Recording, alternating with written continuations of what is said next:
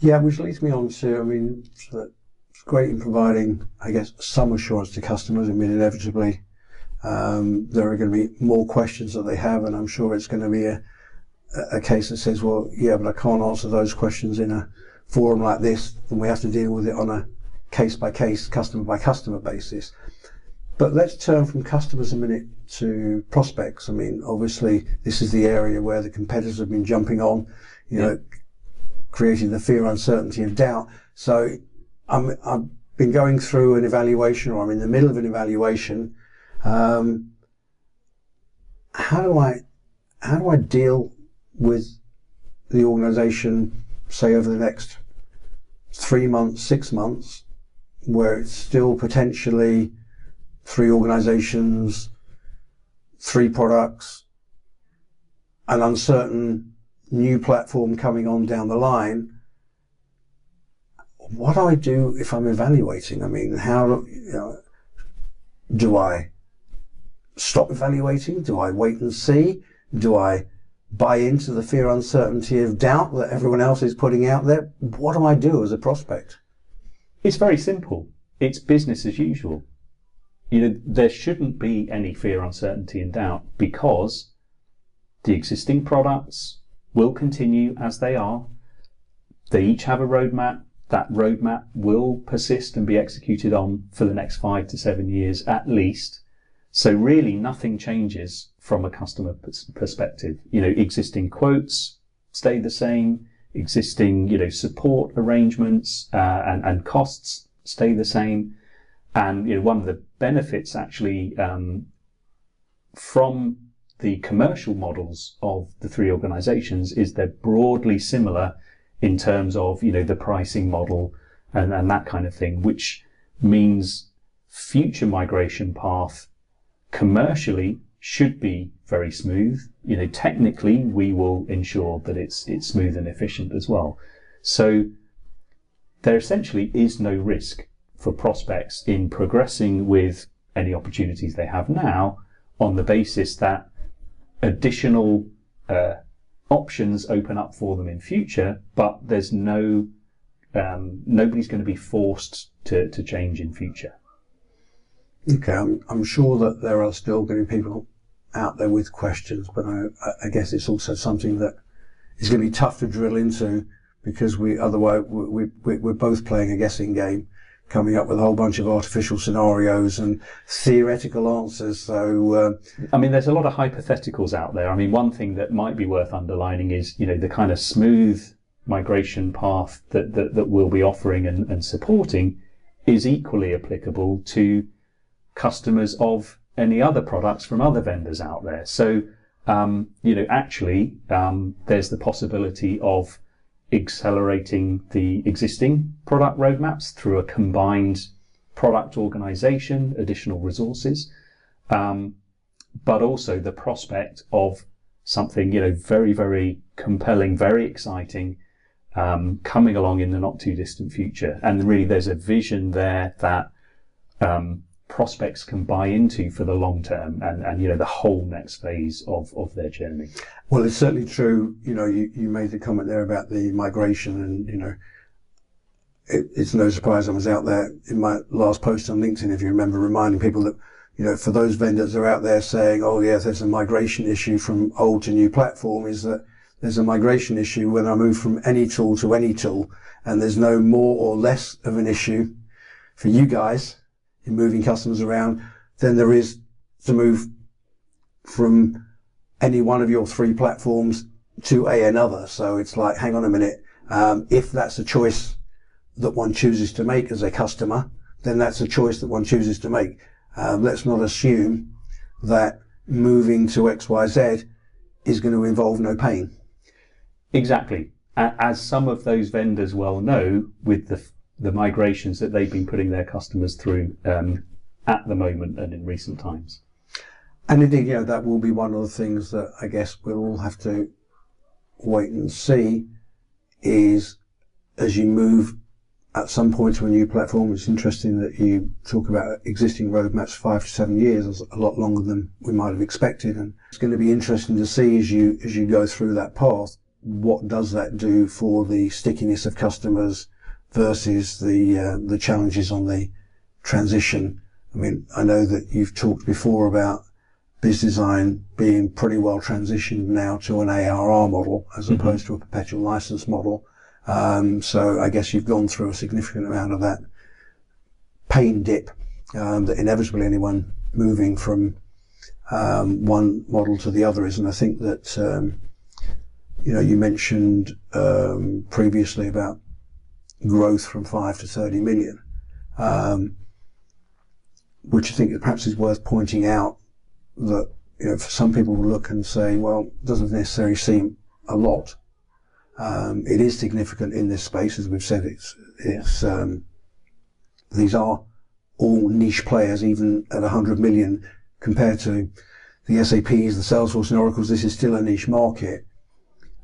But I guess we also need to bear in mind that's moving from what would have been 5, 8 million, wherever it was, of perpetual license revenue to a 30 million of ARR, which is a significant difference in terms of the value and the difficulty and the viability of a business going forward, right? Absolutely. So, we're all about scaling up at the moment. But you make a good point that we're still relatively small in the grand scheme of things. And I think we've always prided ourselves at Bizzdesign on the fact that, we have expertise, but we also care about customers. And one of our customers, explained it when they decided to go with Bizzdesign was, well, you know your stuff and you give a damn. And I think the next step in our journey is that, we're big enough to make a real difference, but we're small enough to still care about our customers and put customers first. So you talked, or we mentioned about the new platform coming. You've talked about there being a bigger vision, and we've talked about, congregation versus choir. But with that in mind, what's it really going to mean in terms of what Bizzdesign's mission is going to be in serving that vision? And what does it mean for market growth? You talked about there being a market outside. So, depending on who you talk to, the EA tools market, some suggest it's $1 billion market. Cynics like me suggest actually it's only about maybe a $200 to $300 million tools market. There might be another $1 billion worth of consulting. So running at 100 million, effectively makes you a gorilla in the market. And in fact, we can look at it and say, well, if you say that Linux was running at 100, you guys are running 100, that says just about everyone else is doing 100 or a bit more than that between them all. So it gives two significant players. So what is this new platform going to do, and how's it going to actually increase the market?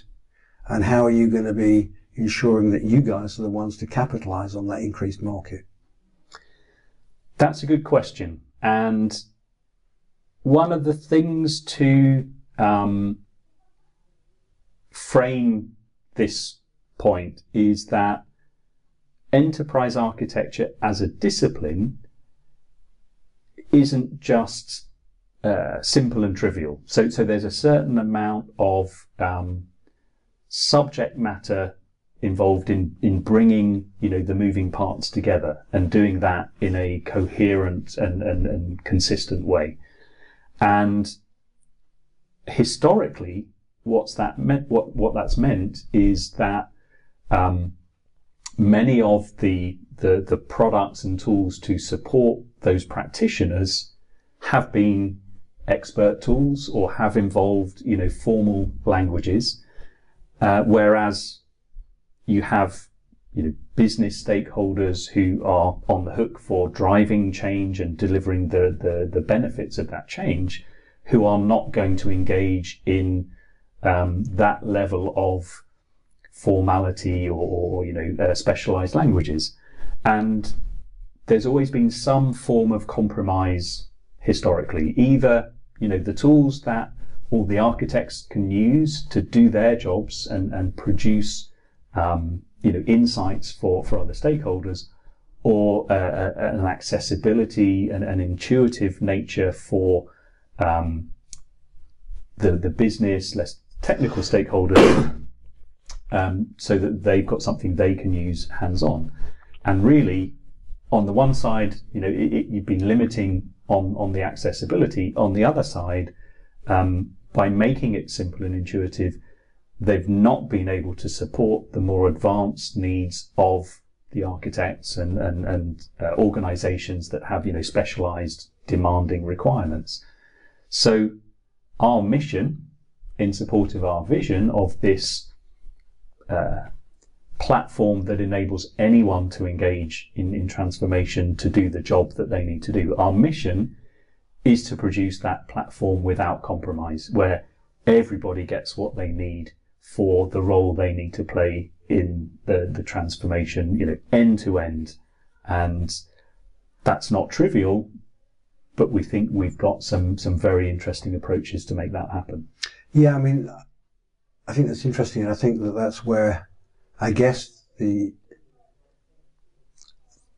messaging and the marketing is going to be, I'm saying, an interesting challenge. And the reason I say that is that you may have noticed there was someone got involved in one of my LinkedIn posts, and it became quite challenging for me to deal with it, to be honest, because their answer was, yeah, Bizzdesign, that's the Archimate tool. And so I'm like, well, I agree. That was the origins of Bizzdesign. But, I know from, albeit 4 or 5 years ago, that the tool had already moved well beyond that. I mean, that I'd reviewed it when you'd done things like the journey mapping and road mapping and a whole bunch of other things that were there then, and that was 4 or 5 years ago. And yet still today, you've got someone saying, yes, but they're still just an Archimate tool. And you look and think, okay, well, hang on a minute. It's great that you've grown. It's great that you've got this new vision. But gee, if there's someone that's still 10 years out of date with their belief of who the company is and what they do, now it may be that they're an Archimate zealot, shall we say, and that everything in enterprise architecture all revolves around Archimate. I don't know. Just the same as there are zealots for, a whole bunch of other TOGAF or whatever. And we know that every framework and every notation has those that love it and those that hate it.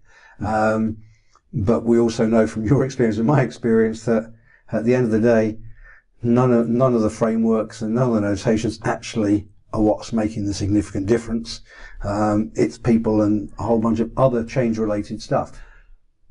But I can perceive that could be a challenge for Bizzdesign in moving, shall we say, from being seen as an EA tool to being a management system or platform or suite, whichever language you go with in the end, is to actually get that out there to address that different audience. So I think that may be an interesting challenge for you.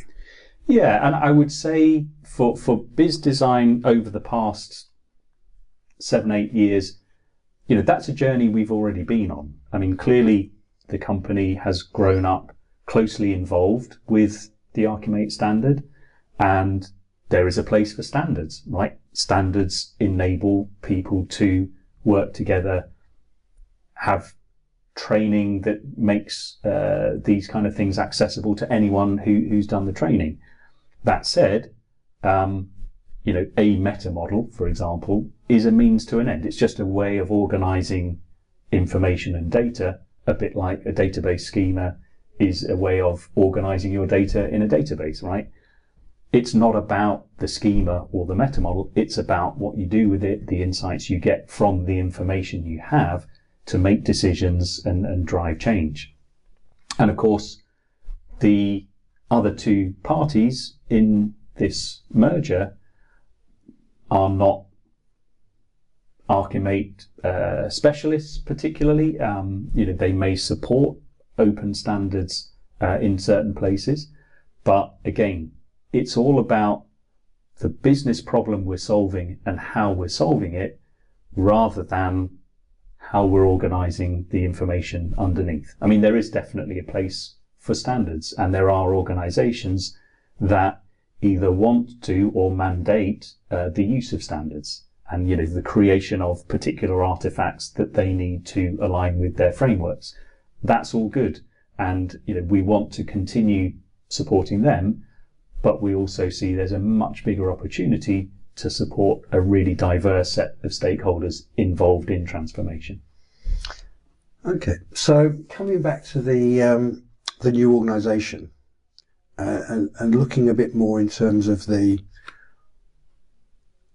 how they're actually going to be integrated. So, firstly, can you give us any indications to when you expect to close it? I mean, obviously you've announced the deal with Mega, but we still don't know what the close date is. So, are we any nearer to knowing what the likely closing date is? It's imminent, is the way I'd describe it. So no hard dates, but close future. So imminent would imply weeks rather than months then? I think that's a fair statement. Okay. And we know that, or we're given to believe that the third party is likely to be October, November, by what others have stated. How near to that announcement is the closing of that deal likely to be? I don't want to go into details on that. It's months rather than weeks, I would say, in terms of closing. Right, okay. So we might learn who it is, for example, in November, and I'm not saying you're saying it's November, I'm saying that. But if we were to hear about it in November, we might not be seeing a close until Q1 of next year, potentially. It's conceivable. Okay. So how soon after the closing of Mega are we likely to get a feel and a flavour of having that new unified organisation? I think there's already a flavour of that right now. We're already bringing teams together, product teams, go-to-market commercial teams. So there is already, collaboration across teams, mixing the DNA of the product teams. So that's already happening at pace, as is the planning and detailed work on, the back office integration and streamlining there. So customers, prospects, will see benefits from this already or in the near future. So this would suggest that we're going to see the new organisation pretty well rolling out at the same time as the close, as opposed to saying, right, we've now closed the deal, now we're going to go into doing the new organisation. So there are nuances with each transaction in terms of what can and can't be done prior to close. Sure. So there will be some variance in terms of, what happens pre and post close in those two transactions, and I can't go into details on what that is. But it's nuanced. Okay. So you talked a little bit about culture, and I want to come back to that because several commentators, Casper Jans, Roger Burton, and myself have questioned the issue of culture being a potential barrier to success, not the barrier to bringing them together, but to actually bringing it together and succeeding. And some of that is seen as cultural as in country barriers, mindsets, French organisation, Dutch organisation, plus the people from other parts of the world that are parts of the existing organisations, but also a difference in culture in the way that performance is measured and judged, be that from an employee point of view, be it from a revenue success point of view. Mm-hmm. How you can get around these things? So, taking the nationality part first, I think we've all worked in organisations that are very international. And all three of these parties are very international companies. So, the fact that one's headquartered in the Netherlands, one's headquartered in France, one's headquartered in another country, actually isn't really an issue, because there's a very diverse set of nationalities in each of the countries. And you look at the geographical coverage, there's different sets of nationalities and countries there, but all three have in common, they're very international. So that's a given. Next, we have the culture of, the space we're in, and that commitment to and passion for enterprise architecture as a key enabler, and thought leadership and commitment to, real expertise in the space. And that's common across all three as well. And that gives us a shared motivation and passion that aligns really, really well. The other part of it is, we all love winning, and I think that leads into the point about, how are we measuring success, and what does maybe success look like? And I think that's where, we've been very clear. The kind of perspective we have on success is the value that we're creating for our customers. And we always try and put that customer perspective front and center and put it first in everything we do. So if we are delivering valuable business outcomes for our customers, the success flows from there. And of course, the kind of KPIs and metrics that you might have related to customer value are things like net revenue retention, customer health and net promoter score, customer lifetime value. These are the things that are very important to us. And it's the growth of our recurring revenue base is obviously the key creator of shareholder value for us, but that is absolutely intertwined with the success of our customers with our offerings.